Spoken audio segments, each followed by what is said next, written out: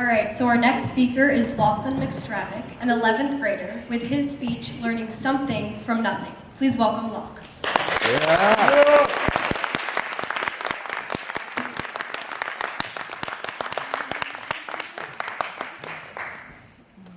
Hello everybody, my name is Loch McStravick, and I'm going to be telling you about how I learned something from nothing. We all get the question, what did you do yesterday, or what did you do last weekend? And sometimes, of course, we haven't really done much, and so we respond, nothing. But how often are we actually doing nothing? A nothing day usually consists of maybe some Netflix binging, maybe some guilty sleeping in, or video gaming.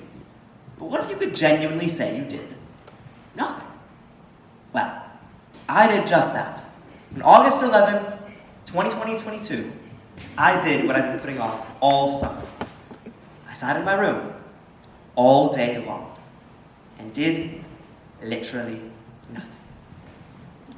The night before, since I figured I wouldn't be doing much the next day, I stayed up till past midnight, thinking since they'd be doing nothing, there wouldn't be much consequence.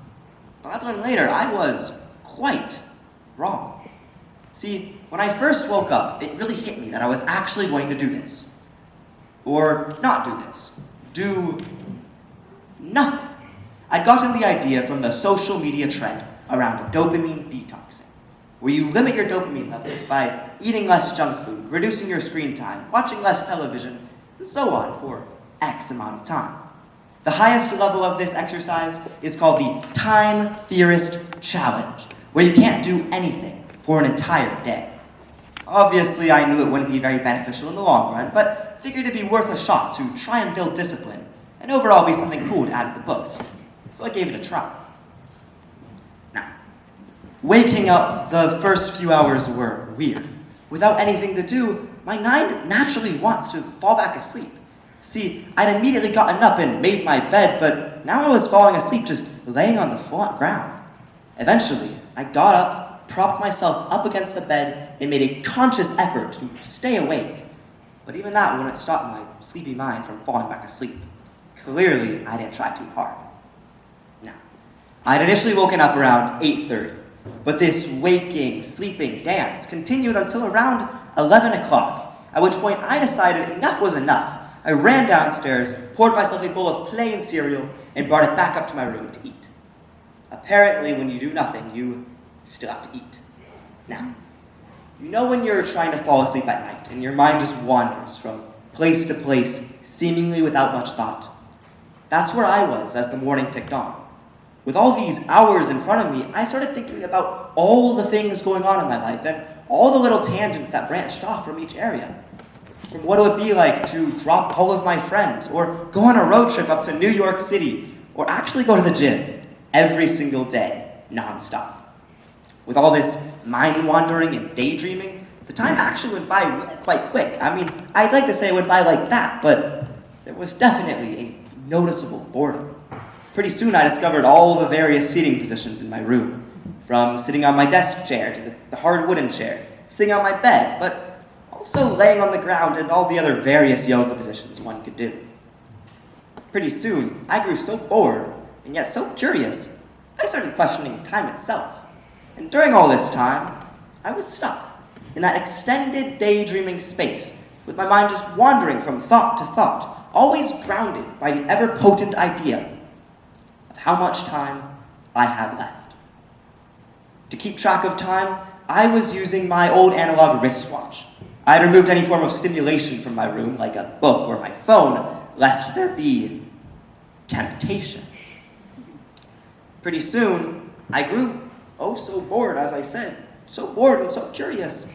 And I remember learning about time dilation a few months ago, but I was perplexed by the idea that here I was, spending grueling hours of one of my last summer days alone in my room doing nothing, while my friends were out having the time of their lives, exclaiming to each other how time moves by so fast when you're having fun.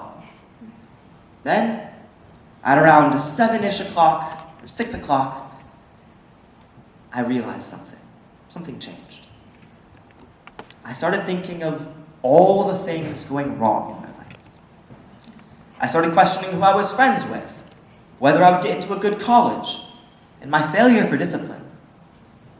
And the worst part of it all? I couldn't do anything about it. I had nothing to distract me. Which is kind of the point of doing nothing. You become powerless. You can't take you away from yourself. In the months leading up to this day, I had been practicing the plank.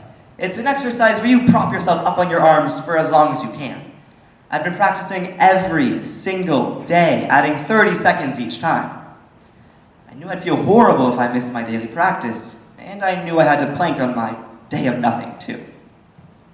That's when I realized something from nothing. I realized that if my mind, it hates being alone and will rile me up with whatever it takes to make that stop. See, you know those people they put in the hole in prison, in solitary confinement? It hurts. It punishes because they have no distractions. They have only themselves. That's the punishment. You being with you. And so, I capitulated. I planked on my day of nothing. I remained in that upper plank position for a whole 7 minutes and 45 seconds. And during that time, whereas my mind had been previously wandering utterly directionless throughout the day, now, during that plank, my mind seized on it like a hungry dog. I couldn't focus on anything but that plank. Maintaining the form consumed me. And when those 7 minutes and 45 seconds were up, I was back to sitting against my bed, watching my reflection in the mirrored closet doors, doing nothing.